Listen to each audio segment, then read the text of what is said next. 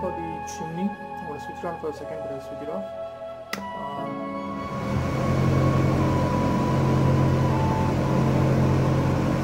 Okay, as you see, you're getting current passing through the switch. And now there's another plug, it's a 5 amps. I'm going to switch this on. And as you can see again here, there is current passing through the switch itself.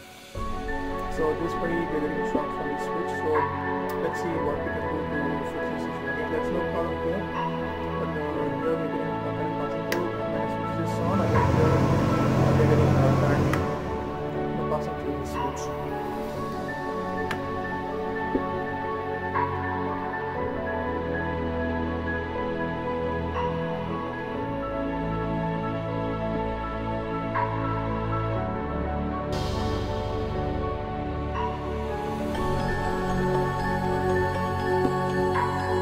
Environment is hazardous by nature.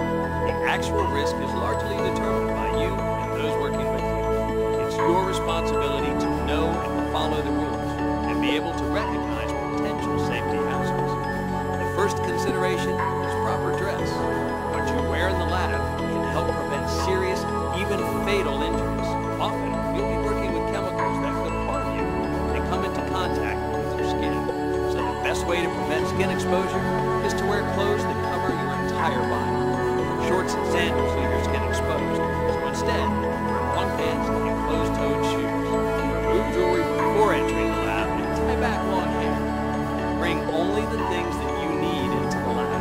Leave all personal items like backpacks, purses, or jackets outside so they don't become contaminated. Now that you're properly dressed for the lab, let's take a look at personal protective equipment. General lab work, a lab coat, safety glasses or goggles, and gloves are required. Always button your coat and try to keep the cuffs tucked into your gloves. Wear a chemical apron if you're working with splash hazards, volatile or reactive solutions. Safety glasses can protect your eyes from flying debris. However, these glasses won't protect you from splash hazards. That's why you may need to wear chemical-resistant safety goggles. Always wear gloves in the lab. Be sure to choose the most appropriate type. You need gloves that are resistant to the chemicals you'll be handling. These gloves are non-absorbent. Even so, chemicals can leach through over time, so it's a good idea to change your gloves and wash your hands frequently, especially if they've come into contact with chemicals. Thermal and puncture-resistant gloves are used for handling extremely hot or cold materials, such as when using the autoclave, handling dry ice, or handling sharps. Some chemicals produce dangerous vapors. A respirator can protect you. However, by law, you must first complete the proper training. So ask your lab manager or instructor about respirator training. Always remove PPE and wash your hands before leaving the lab and entering public areas. And be aware that you can spread chemical or biological contamination by touching items such as light switches, doorknobs, or even phones while your gloves are still on. Dressing for the lab and wearing personal protective equipment will minimize the risk for exposure or harm. But clothing and PPE aren't enough to keep you safe. We'll take a closer look at safety equipment in our next lesson.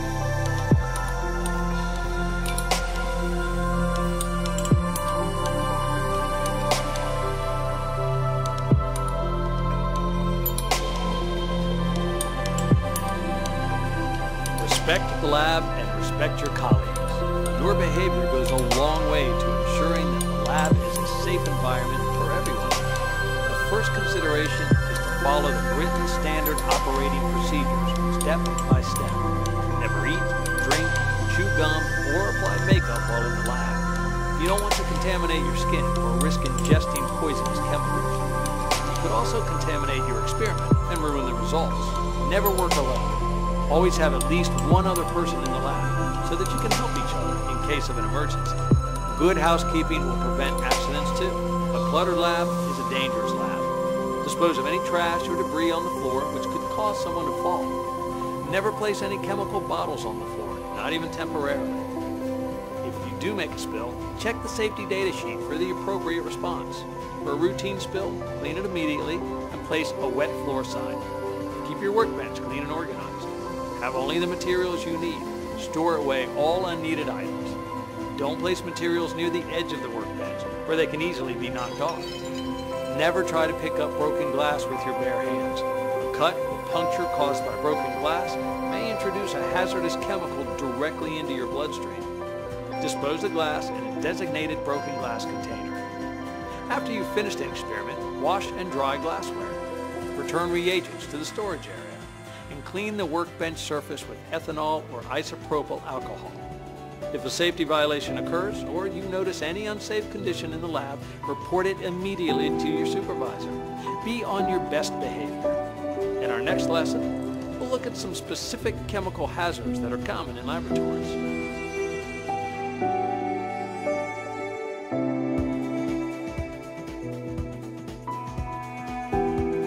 It's inevitable. Accidents will happen in the laboratory. Accidents, by definition, are unforeseen, but your knowledge of lab safety will help minimize the likelihood of accidents.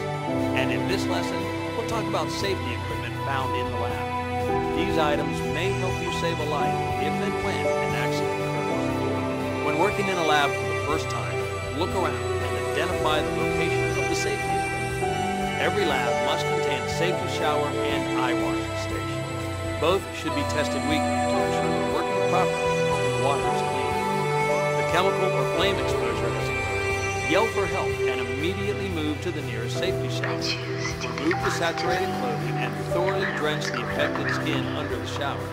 If your clothes or skin are exposed to flame, then drench your entire body and have someone call 911. The eye wash station is used for rinsing your eyes if they're exposed to hazardous chemicals. Hold your eyes open and thoroughly rinse for at least 10 minutes.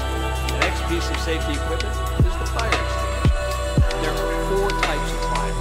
Class A fires consist of ordinary combustibles, like wood, cloth, and paper.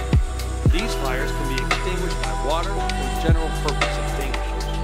Class B fires include organic solvents and flammable liquids, and Class C fires involve electrical equipment. Class B and C fires must be smothered with chemical foam extinguishers. Putting water on these fires will only make matters worse. Water will actually cause the fire to spread, and you can even electrocute yourself. Class D fires involve combustible metals, which aren't very common in the lab.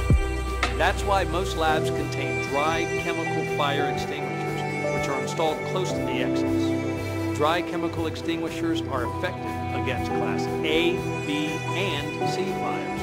If a fire occurs and it's too large for you to extinguish, evacuate all personnel immediately and call 911. Don't attempt to use a fire extinguisher unless you have been trained to do so by certified trainers, such as the local fire department. A fire blanket can be used to extinguish small flames on workbenches or floors. It can also be used to help someone whose clothing is on fire. Never wrap someone while they're standing. This can force the flames upward toward the head and neck area. Instead, help the person to the floor, wrap them in the blanket, and help them roll until the fire is out. Each lab should have a first aid kit that contains bandages and antiseptic for minor injuries. Evacuation routes should be posted near the exits. It's important that you know multiple evacuation routes in case one is blocked. Another helpful piece of safety equipment is the chemical fume hood. It's a ventilated, enclosed work area that protects you from toxic vapors. Turn on the exhaust fan. Make sure the hood is venting properly. The opening is covered by a window called a sash, which can be raised and lowered. For most applications, the sash should be open to either 8 or 16 inches. Never store chemicals under the hood, and always clean and remove materials when you're finished working. Test your safety equipment regularly to make sure each item is ready in case there's an emergency. In our next lesson, we'll examine how your behavior in the lab can help keep you and your coworkers safe.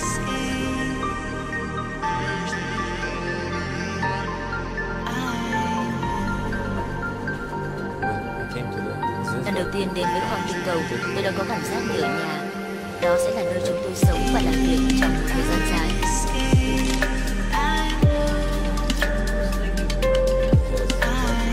Xung quanh những thiết bị hỗ trợ, hướng dẫn tìm đường, thiết bị kiểm soát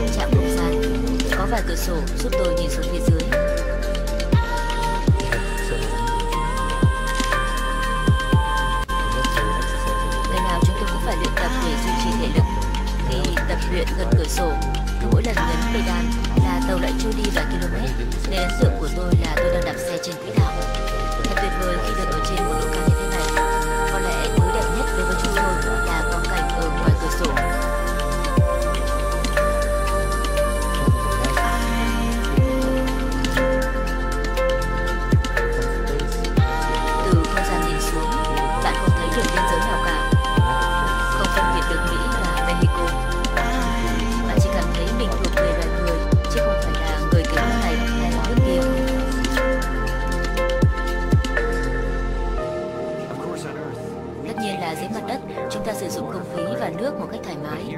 Nhưng ở trên không gian, mọi thứ đều có hạn. Bạn không thể sống thiếu nước, nên phải liên tục tái sử dụng.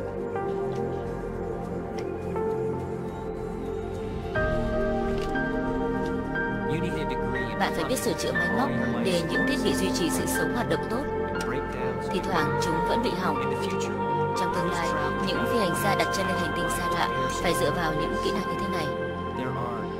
Lý do đơn giản là trên sao Hỏa thì không có thiết bị thay thế. AB58 đây là trạm vũ trụ quốc tế ISS. AB58 đây là Adam và Gentleman. Câu hỏi của cháu là cần điều kiện gì để trở thành phi hành gia? Hết. Trước hết là phải cố hết sức để trở thành học sinh giỏi. Kiến thức ở trường không chỉ cần thiết khi cháu bước qua cánh cửa phi thuyền, mà còn cần thiết trong cuộc đời. Đó là điều chú khuyên cháu nên làm.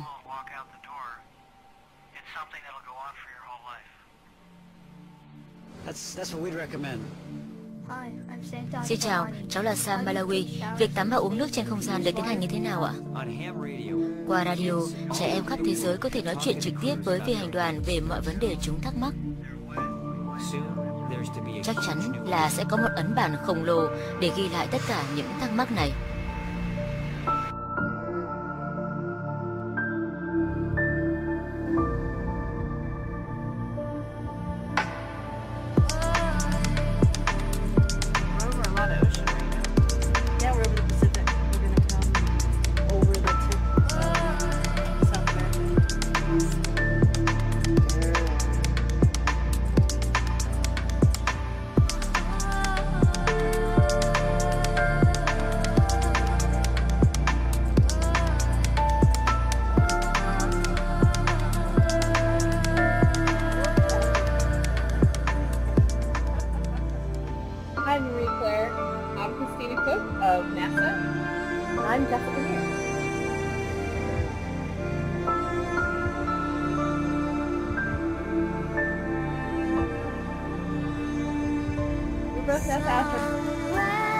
A very important part of our daily routine on the International Space Station is exercise. This ensures that we keep our muscles and bones healthy and that we can come back from our missions back to Earth still in a healthy state. So this is our resistive exercise device where we can actually achieve the same thing as lifting weights would be on Earth in space in microgravity. So we get some of our drinking water in a pouch like this, a little initial rinse. Basically, I'm just squeezing the water out of this drink bag, as you can see here. And I'm just getting it all in my hair. One of the things that's interesting up here, when I would work out on the ground, if I'm running or biking or doing any kind of exercise, I always have my hair back so it doesn't get in my face, of course. Up here, actually, you don't need to do that because it never gets in your face. So often I'll just leave it down, but when I say down, up here it usually ends up being mostly up, up like this. But because I'm in space, I can also do it with what looks like being upside down to you. You can feel like Spider-Man when we jump up to the ceiling like this up here. Just going to get a little bit of shampoo in here, especially at the roots. Give it a bit of a scrub. First I'm going to get some of it out with this towel. Now we'll give it a rinse. Perhaps the most important part of washing the hair is getting rid of all the extra hair that's falling out so I don't leave it all around all over the space station for my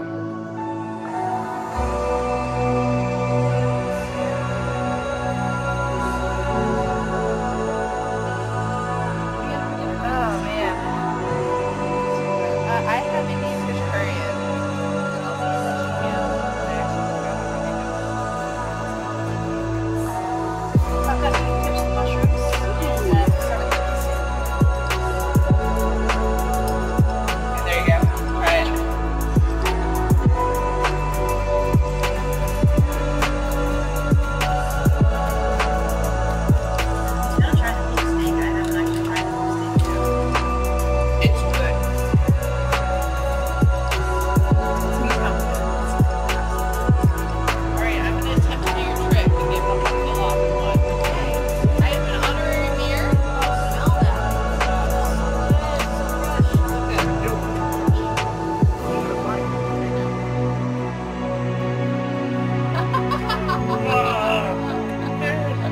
gonna be so awesome.